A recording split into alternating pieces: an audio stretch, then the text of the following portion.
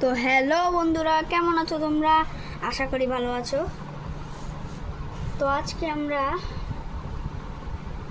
Saitama drawing করব। আর Saitama drawing করাটা সহজ, শুধু একটা গোল গোল তো বলতে পারো না, গোল আঁকার বেশি দরকার নেই। জাস্ট একটু গোল ফেসের জন্য, আপনাদের জন্য একটুখানি গোল আঁকতে হলো, তাহলে আমি গোল আঁকতাম না। গোল আঁকা একটা বাজে, সাইতামাতে গোল আঁকা একেবারে বাজে। কিন্তু আপনার যে আমি লুইস মেথড একটু প্র্যাকটিস করাচ্ছি, সেজন্য লুইস মেথডটা দিয়েই আমাদেরকে আঁকতে হচ্ছে।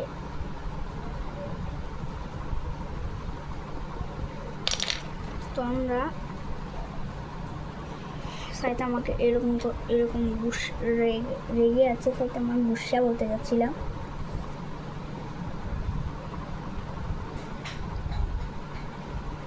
আর সাইতামা নিজের হাতটাকে উপরে রেখেছে,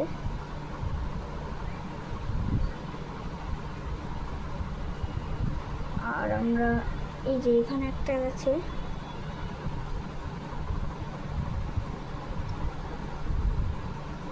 আর এটা সোজা।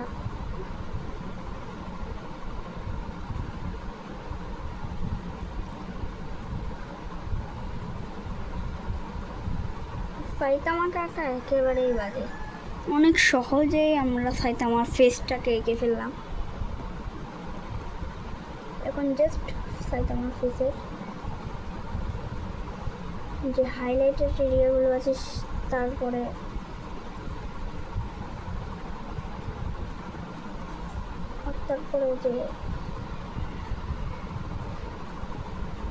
যে ডার্ক জায়গাগুলো আছে সেগুলোকে আঁকবো। আপনি বলবেন যে সাইতামা তো এতটাই, কিন্তু সাইতামা আছে। আর এই যে আমরা সাইতামার এটা আছে, কিন্তু সাইতামাকে আমরা পুরোটা আঁকতে পারলে আঁকবো, কিন্তু আমার মনে হয় না সাইতামা পুরোটা আসবে।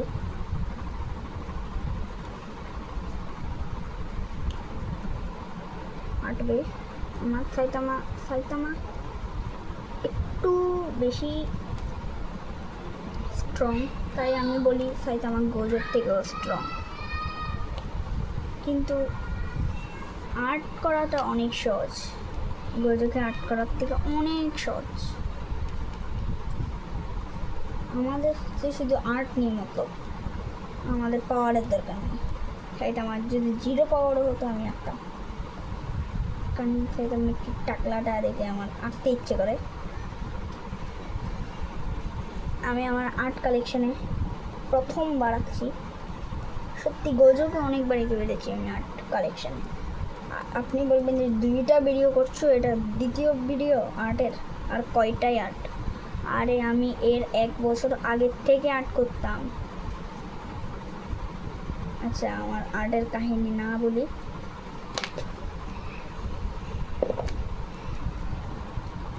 আর এখানে সাইতামা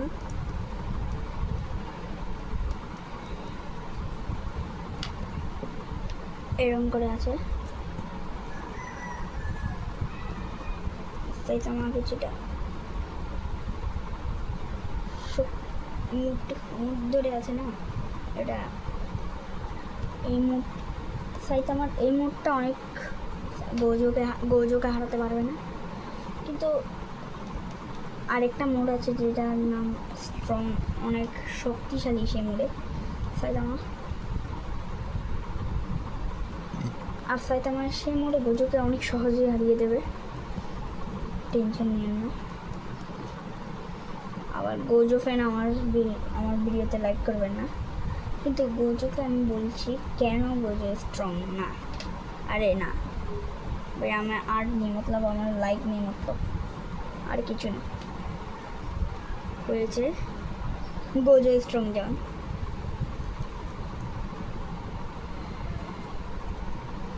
বেশি ভ্যান ভ্যান ভ্যান করি আমি।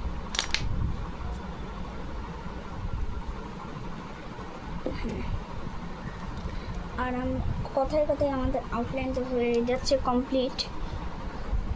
একটুই বাকি আছে, বেশি বাকি নেই, কারণ সাইতামা আমি ফুল আঁকছি না। ফুল আঁকতে গেলে জানি না কয় ঘন্টা লাগবে, ঘন্টা তো না, কয় মিনিট লাগবে। আর আমরা দেখছি যে 5 মিনিট হয়ে গেছে, আর এই 5 নম্বর মিনিটেই আমি পুরো আউটলাইনটা শেষ করে ফেললাম।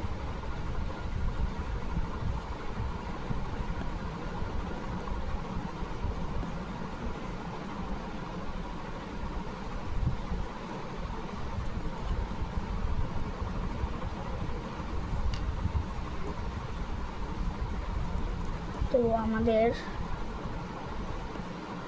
আউটলাইন হয়ে গেছে। এখন আমি বলতে যাচ্ছিলাম কমপ্লিট, কিন্তু আমি এখন দেখলাম যে হাতটা তো হয়নি।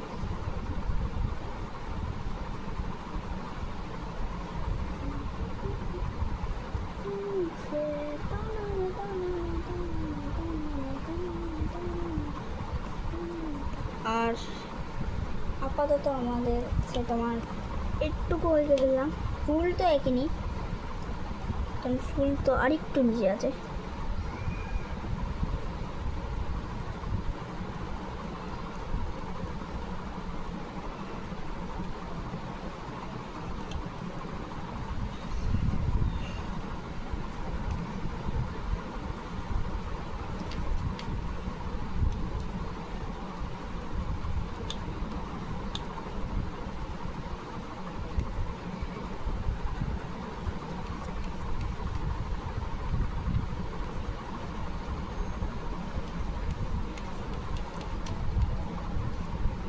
আর আমাদের কথায় কথায় আউটলাইন হয়ে গেছে কমপ্লিট।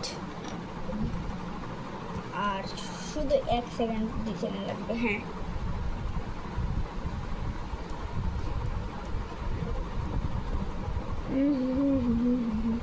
এইটাই আমার 1 সেকেন্ড 2 সেকেন্ড হয়ে গেছে। কিন্তু শুধু সাইড আমার একটু বাকি আছে, রোগা সাইড আমার।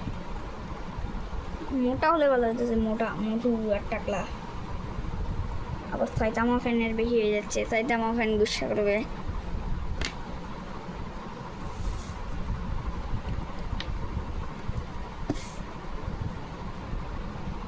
আর আমাদের হয়ে গেছে সাইতামা। আর 8 মিনিটে। আর এখন আপনি তো জানেন আমি ইঙ্কিং আপনার এর আগের ভিডিওতেই দেখিয়ে ফেলেছি, আর আমি তাড়াতাড়ি আগে ইঙ্কিং করে ফেলি। তো আমাদের সাইতামার ইঙ্কিং শেষ, আর আমরা সাইতামাকে অনেকটা রং করে ফেলছি। আর রং তো আমরা ডোম কালার পেন্সিল দিয়ে আঁকবো, কিন্তু আজকে আমাদের টেকনিকটা আলাদা। আজকে আমরা এই কালারটা দিয়েই করবো, কারণ হচ্ছে সাইতামা আর গোজোর মধ্যে পার্থক্য। গোজোর কালার কীরকম আর সাইতামা কালার কীরকম এটাই দেখতে হয়। আর আমরা একটু শার্প করে ফেলি। আর আমাদের আউটলাইন বলছি শেষ।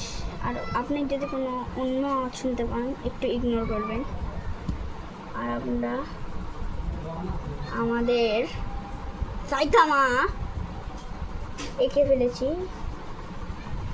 সাইতামা আঁকা অনেকটাই কঠিন। আর আমরা সাইতামার থিওরি কালার এঁকে ফেলেছি। এখন সাইতামার আর এই কালারের কোনো কাজ নেই। আর এখন আমরা ব্রাউন কালার আঁকবো। আর ব্রাউন কালারটা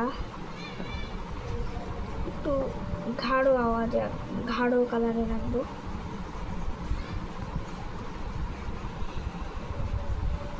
আর আমরা এখন সাদা কালারের।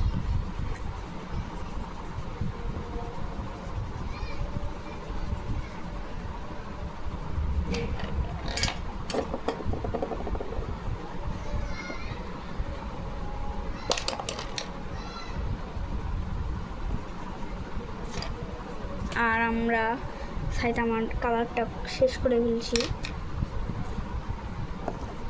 আর আপনারা যে জায়গায় ব্রাউন কালারটা দিয়েছেন সেই জায়গাগুলিতে আমিও ব্রাউন কালার দিচ্ছি সেই জায়গাগুলিতে।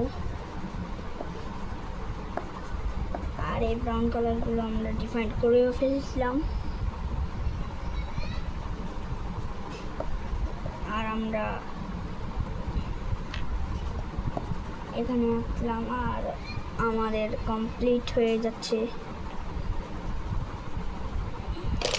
আর এখন হালকা অরেঞ্জ কালারটা দিয়ে শেষ। ব্রাউন কালারটাকে একটু শার্প করে ফেলি।